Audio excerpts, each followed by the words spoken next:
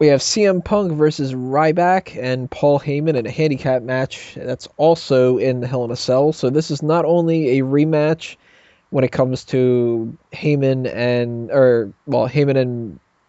tag team partner in a handicap match against CM Punk, which we've already seen before, but it's also a retelling of CM Punk versus Ryback and in the Hell in a Cell. So 1 year later, we've got a sort of double rematch in a sense, which is a shame. And it means nowhere near as much as last year when CM Punk and Ryback fought each other. People really were excited about that because Ryback was like a hot commodity at the time. It doesn't mean anything right now because this feud has dragged on for maybe 2 solid months longer than it should have. And it's a shame. Hopefully, this is the end of it, but I've said that before, and they just keep doing it. So by that rationality, maybe we'll be done with it by like, I don't know, SummerSlam 2016 or something. But Punk has to win here.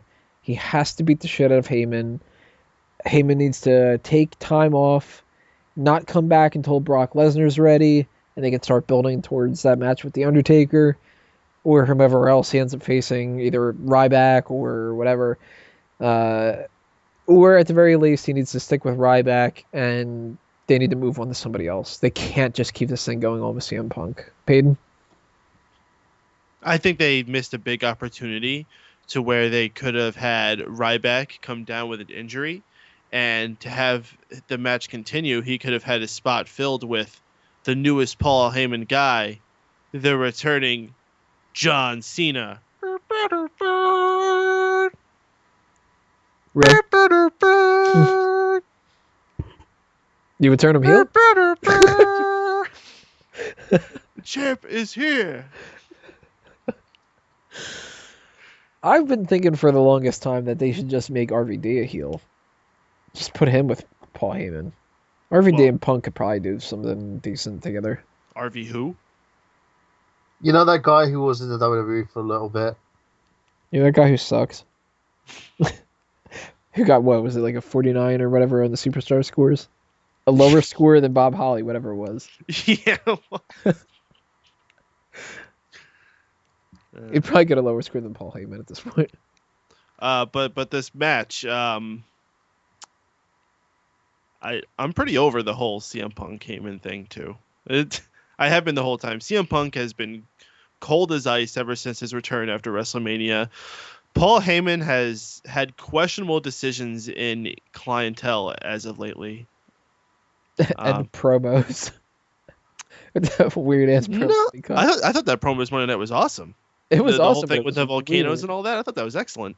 It was like an Ultimate Warrior promo. It was like Bob Backlund's promo a couple weeks ago on Raw.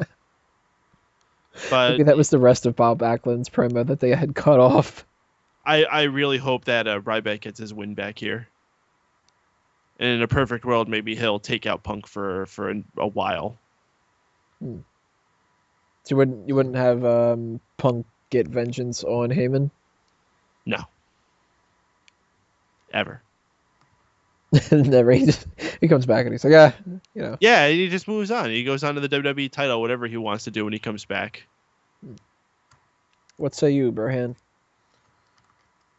I could really give a shit about this match, to say the truth, and I hate to say that about a Punk match. It's the Paul Heyman storyline has dragged on too much and has gone too far. The only way they can actually, and I'll say it again as I said it last time there was a pay-per-view on, which is the only way they would redeem this is if they had Paul Heyman join the alliance, basically the McMahon Helmsley establishment thing they put going on. Because it makes more sense to have Punk involved in that than to keep him on the sidelines dealing with Heyman, saying that he's going to beat him up every 5 minutes. It's just not working, and I really would like to either see something happen that has meaning in this thing, or just be rid of it altogether. All right, part 6 coming up. We're going to talk Divas Championship, AJ Lee and Brie Bella.